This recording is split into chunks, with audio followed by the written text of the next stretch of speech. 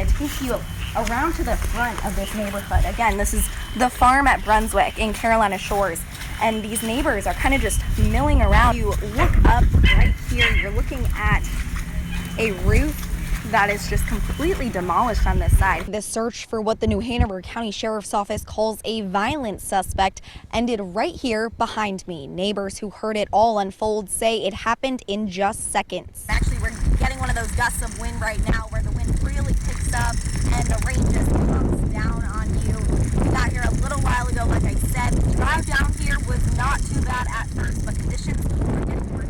Law enforcement officers found Smith holding a woman at gunpoint in a car back behind several businesses here on West Broad Street. I've been trying out a couple games here, and I'm gonna test them out for you, see how they are. So I'm going for that Brady jersey up there. Overpasses like this one on the bridges, especially for your morning commute tomorrow morning. Make sure you go extra slow, be careful, because those are the places that will see some slick spots, if any at all. Hi.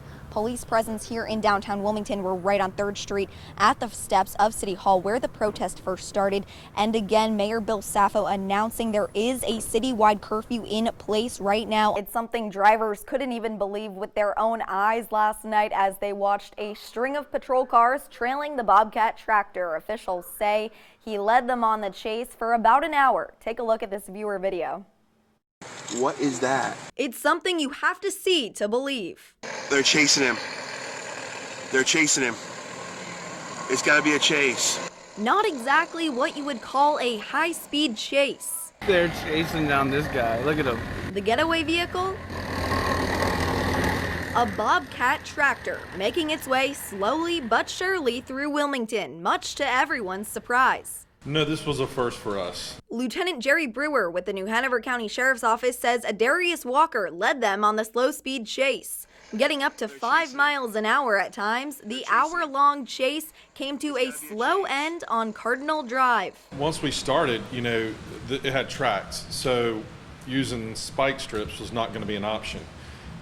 You can't pit that type of equipment. It's not your everyday traffic stop, so law enforcement had to get creative. The first option was let it run out of gas. Once we saw that was going on for some time and that wasn't really a good option. Past College Road, MLK Boulevard, and down Market Street, Walker went. Drivers waiting to see what happened next. Oh, it's definitely coming. Here he comes. Finally, Brewer says they saw their opening. We then saw an opportunity when he turned off of Market on the Cardinal. There was an issue with the track that was kind of keeping him stalled for a second. That's when we were able to pepper spray him and get him stopped. All because of patience and restraint. It is humorous to see on there, and a lot of people, noticed that. But we were lucky that, it was a learning lesson for us. It's something new we hadn't seen before. But we were able to get that young man into custody without being hurt, and no one else was hurt. We wanted something that would really bring life and to bring hope and inspiration. So the spirit of Kobe will live forever. From thousands of miles away, one Bladen County man knew he could do something special. For everybody to be able to feel, that love and the spirit of him and what he stood for, what he represented, and everything he brought to the game. We've told you about Fletcher Collins, who started building custom caskets for families' loved ones. I know I can't take away their pain. That's what Collins says every time he builds a piece.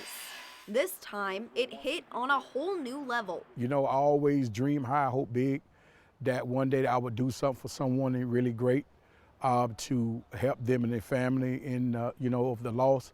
But no, I didn't see this day this soon or early in my life. When Collins got the call from a family friend of Kobe Bryant, he went to work, building a tribute casket for Kobe, his daughter Gianna, and the 7 others that died in that helicopter crash. We are hoping that it would touch his fans and family again in a way that this here piece would be so memorable that it would never ever go away. Just like Kobe's legacy, Collins wanted the casket to reflect that. The Black Mamba, in the Staples Center, because that's where he spent 20 years. In just 72 hours, Collins built the casket, hoping it would embody all the same things the NBA legend did. Thinking about Kobe and what he brought to not only to the NBA, but to all the neighborhoods with the young ones that desire to be like a Kobe, and that one day it'll lead to a smile on their face.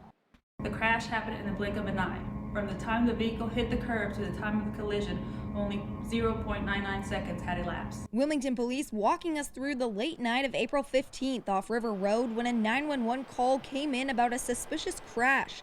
The same night, Stephanie Mayorga and Paige Escalera were last seen. He told dispatchers that he saw a car speeding past him going at a high rate of speed, running a stop sign, and then he looked at his passenger's side rear view mirror and saw the car hitting a wall and then crashing into the wooded area. Police say they searched the area but saw no signs of a vehicle. There were no broken limbs, no skid marks, and no debris.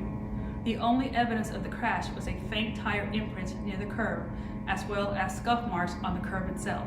Police say alcohol and speed were two major factors, and the car was going around 103 miles an hour, going airborne into the woods, leaving behind hardly any sign of a crash. Data from the car's computer shows the driver hit the brake at the same moment the vehicle struck the curb, which explains the lack of skid marks. The car battery broke in half on impact, shutting off any lights or any sounds that could have alerted first responders to the crash.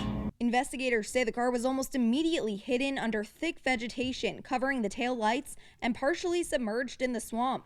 Police also explained why they only spent around 8 minutes at the scene that night. During this time, a second armed robbery call went out over the radio, and then a shots fired call was dispatched minutes later, which turned into a homicide. The officers on scene left the area to respond to those calls. Wilmington police also say the cause of death for both was head and chest trauma.